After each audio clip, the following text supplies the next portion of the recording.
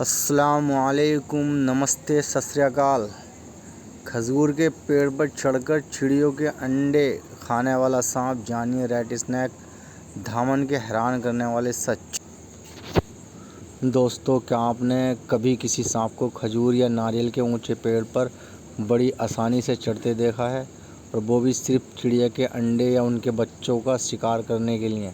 Screen पर दिख रहा ये सांप कोई आम सांप नहीं बल्कि इंडियन रेट स्नैक है, जिसे भारत में धामन या घोड़ा पछाड़ भी कहा जाता है।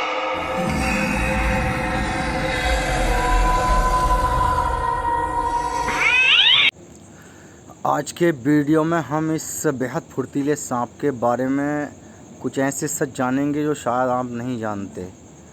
सबसे पहली बात, धामन सांप ज़मीन के साथ साथ पेड़ों पर चढ़ने में बेहद माहिर होते हैं। इनके शरीर को मजबूत मांसपेशियां और तराशते हुए स्केल्स इन्हें खजूर, नारियल या किसी भी ऊंचे पेड़ पर आसानी से पकड़ बनाने में मदद करते हैं। ये अक्सर पेड़ों पर चिड़ियों के घोंसलों की तलाश में जाते हैं और वहां रखे चिड़ियों के अंडे या छोटे बच्चों को पूरा साबुत निगल जाते हैं। द बिग मिथ, क्या ये जहरीले होते हैं? अब आता है सबसे बड़ा सवाल, क्या ये जहरीले होते हैं?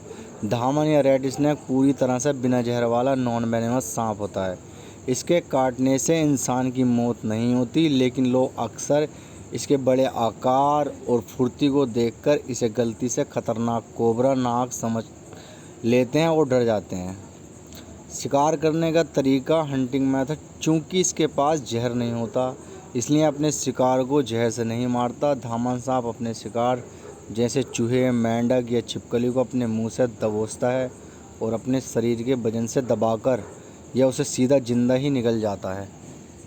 भले ही ये चिड़ियों के अंडे खाता है, लेकिन इंसानों और किसानों के लिए एक वरदान है।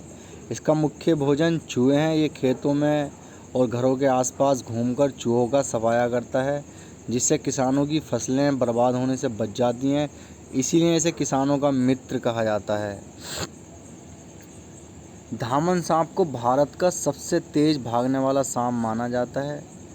जब इसे खतरा महसूस होता है तो ये बिजली की रफ्तार से गायब हो जाता है। अगर आप इसे घेरने की कोशिश करेंगे तो ये अपनी गर्दन को फुलाकर कोबरा जैसी नकल करता है और ज़ोर से फुसकारता है, हिसिंग करता है ताकि सामने वाला डर जाए।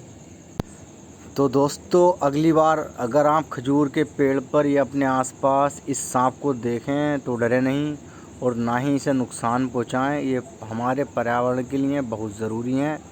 अगर जानकारी अच्छी लगे तो वीडियो को लाइक, शेयर और चैनल को सब्सक्राइब ज़रूर करें।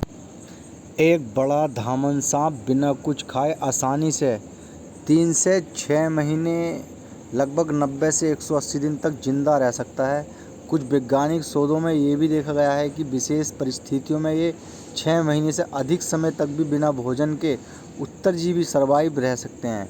इसके इतने लंबे समय तक भूखे रहने के पीछे निम्नलिखित मुख्य जैविक कारण हैं। मेटाबॉलिज्म रेट का कम करना, स्लोइंग मेटाबॉलिज्म। रेट स्नैक संकट या भोजन की कमी होने पर अपनी उपापचय दर, मेटाबॉलिक रेट को 70% तक कम कर सकते हैं। इससे उनके शरीर की ऊर्जा बहुत धीरे धीरे खर्च होती है। सांप जब भी कोई बड़ा शिकार जैसे चूहा या चिड़िया निगलते हैं तो उनका शरीर उस भोजन के एक बड़े हिस्से की चर्बी फैट के रूप में पेट और आंतों के आसपास जमा कर लेता है। भोजन न मिलने पर उनका शरीर इस अतिरिक्त चर्बी से ऊर्जा लेता है।